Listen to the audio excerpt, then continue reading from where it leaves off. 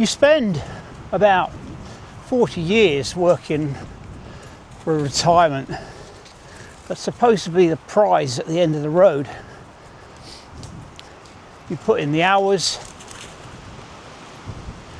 you dealt with the stress, you saved the money. Here's the truth that nobody tells you. If you spend your health to buy your retirement, you've made a terrible trade.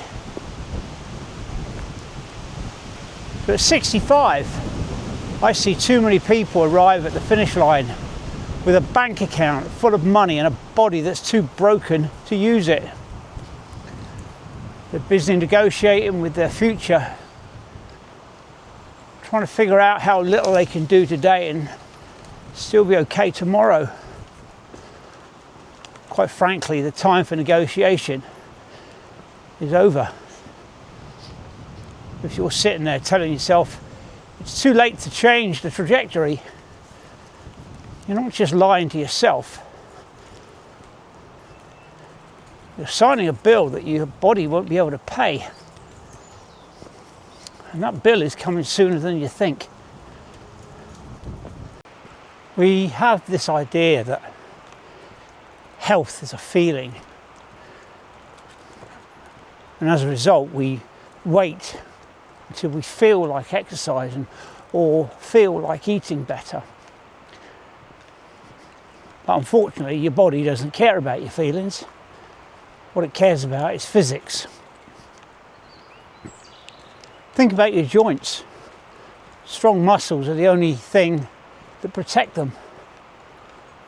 That's not an opinion, that's a mechanical fact.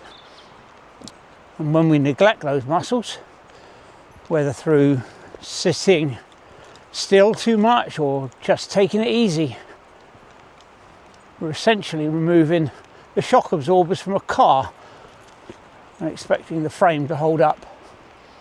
It won't. Eventually the bill arrives in the form of chronic pain, restricted movement, and a world that starts shrinking until it's just the size of your house. It's not just the joints. Heart disease doesn't happen overnight. It's built. It's constructed. One bad decision at a time, day after day. And every time we say, just this once, or I've earned a treat, we're adding another brick to a wall that's eventually going to block our path. Your daily habits are either your best medicine or your worst poison. There's no neutral. You're either building health or you're managing a decay. So let's talk about something a little bit more uncomfortable. How we look in our clothes. People get defensive about this, but quite frankly, how we carry ourselves is a reflection of how you've lived. A scoreboard, if you will. It shows whether you've respected the machine you were given or whether you've let the standard slip. I'm not talking about bodybuilding or trying to look like you're 25 again. Nobody wants that. I'm talking about dignity. I'm talking about looking in the mirror and seeing somebody who's still capable, still upright, still in the game. The goal isn't just to live longer. With modern medicine, anyone can linger for a long time. The goal is to live well. To be the person who can still go for the walk, still pick up the grandkids without worrying about your back, still take responsibility for your own life. If you can't get off the floor without a struggle at 65, what's it going to be like at 75? What does 85 even look like? We have to stop pretending that the standard doesn't matter just because we're retired. I guess one of the biggest lies we tell ourselves is we'll do it when I have more energy. Energy isn't something you're given. It isn't a battery that gets recharged by sitting on a sofa and watching the world go by. Energy is something you build. The action creates the energy. Lord knows I've had plenty of mornings where I didn't want to lace my boots up. I'd be lying if I didn't. Some mornings it really isn't easy. I feel the weight of the years just like you do. But the truth is, I've never come back from a walk or a session in the gym feeling less energy than when I started. Not one single time. And when you move, you're telling your body that it needs to stay alive. When you sit, you're telling your body it's time to shut down. So what does that actually look like? It looks like showing up when it's hardest. Because the days when you least want to do it are exactly the days when it matters the most.